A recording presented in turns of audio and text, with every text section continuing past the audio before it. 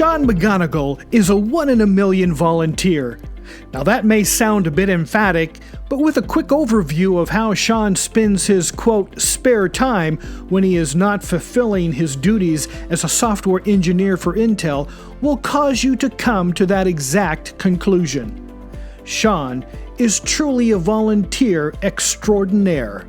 Banks Fire District can be thankful for a 1970s television show that set Sean's desire to volunteer for the fire department in motion. I grew up on the show Emergency. It was in the 70s. I think a lot of kids at the time loved the show. It went on for around 8-10 years, something like that.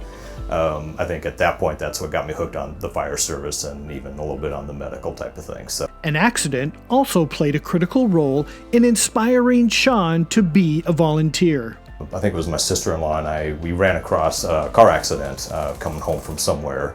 And I think it was really at that time that barely knew what to do.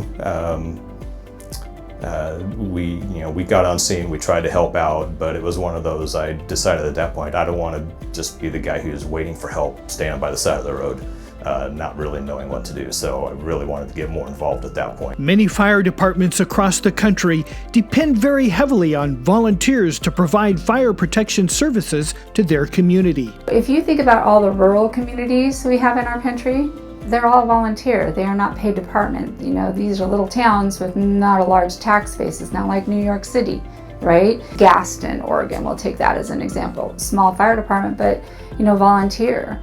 They do have a few paid staff, as this department does, but it all runs on volunteers. These people that live out in rural areas solely rely on that. You think about fires that happened in the gorge. They were calling in paid fire departments, but out in that neck of the woods, it's all volunteer. Banks Fire District falls in that category of fire departments that operate predominantly with a volunteer base. That caught Sean's attention. I was, impressed by the fact that it was an all-volunteer department. There were really very few volunteers at the time, a couple of dozen maybe, and this department was still running pretty well. It was one of the few all-volunteer departments in the county, still is. How they got all the volunteers, coming in the district, how they were getting the rigs out the door, and just the, bottom line, just the excitement of going on calls. That's why we're all doing this in the end is, go woo-woo down siren down with siren down the road. That's why we're doing this, right? Sean joined the district in 2006 and quickly established himself as a leader. In just a few short years, Sean was promoted to lieutenant. During those years, I think I earned the respect of the firefighters here. So, it was really them that allowed me to be in that seat and direct them on scene, and really gain that experience. So that was very helpful. So I was one of two that were chosen for that first round of promotions to lieutenant. And then we added several more after that. Sean has made it his calling to respond to those in need. This calling has seen Sean recognized as the Banks Fire District Outstanding Responder of the Year in 6 of the last 10 years. Putting in as much time as I could afford to, and was promoted to captain. By anyone's account, Sean is a volunteer rock star. But Sean sees it quite differently.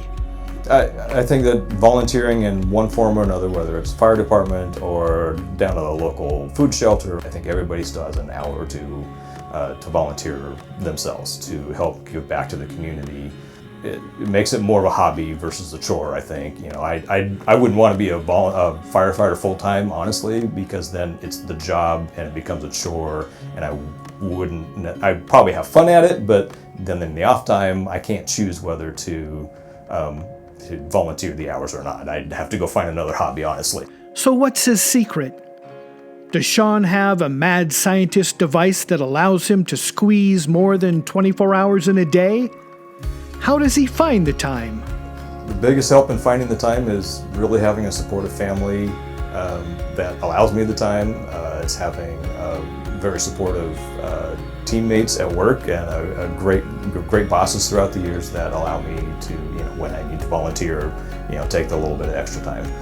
It's just something you got to schedule in. It's like flossing every day. Nobody likes to do it, but you really should do it, type of thing. You know, it doesn't take much time.